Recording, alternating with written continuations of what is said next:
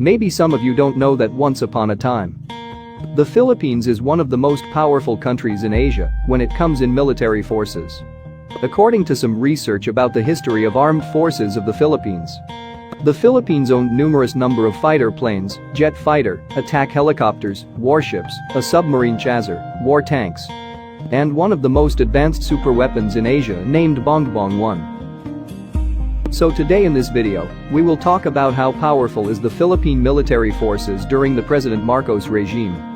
A military forces with the most modern equipment in Asia that you could never imagine as of today.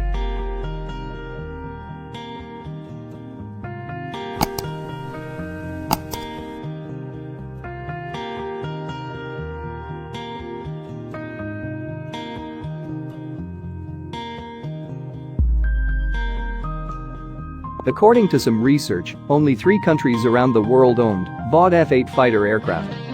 Aside from France and the United States, the Philippines is the only country in Asia who owned BOD F-8 Crusader.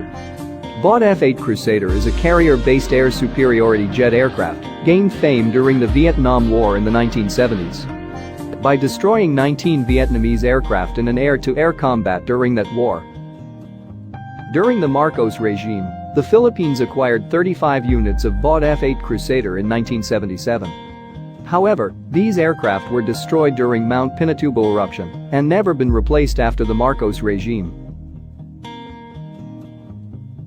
The Philippine Air Force also acquired 19 units of F-5A and 3 units of F-5B light fighter aircraft from 1965 to 1967. F-5A Freedom Fighter aircraft was also used by the very famous Blue Diamond Aerobatic Team in 1968. The Blue Diamond is a national aerobatic team of the Philippine Air Force and one of the oldest formal flying aerobatic teams in the world.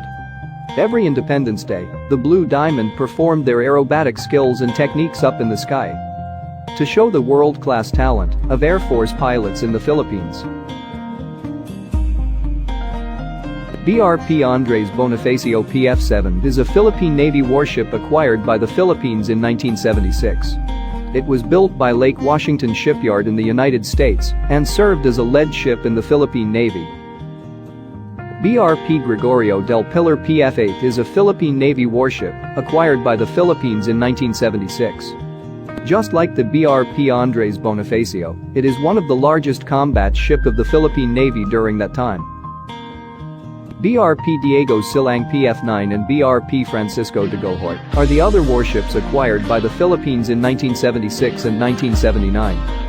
However, after the Marcos regime, these 4 large warships of the Philippine Navy were discarded and sold as scrap.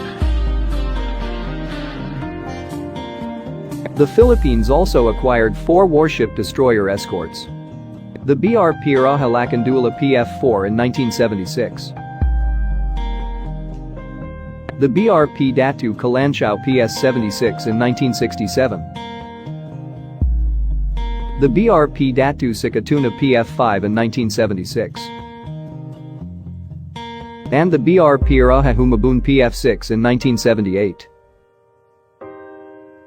Fleet minesweeper like the BRP Datu Tupas PS-18 in 1975.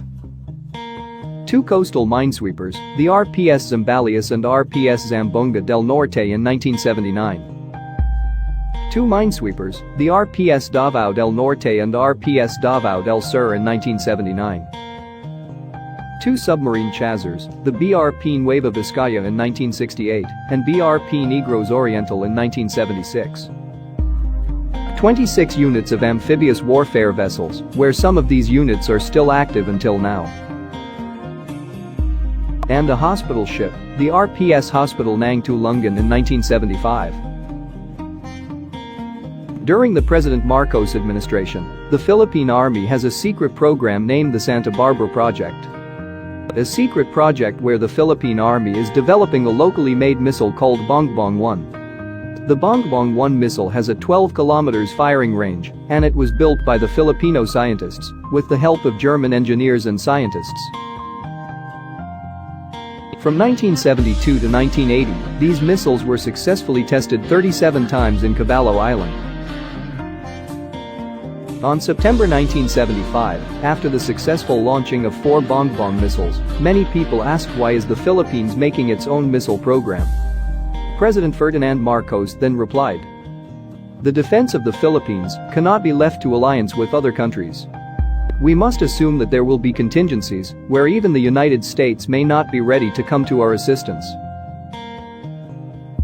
During that time, the Philippines had already a successful missile program, while China was still developing its first missile program.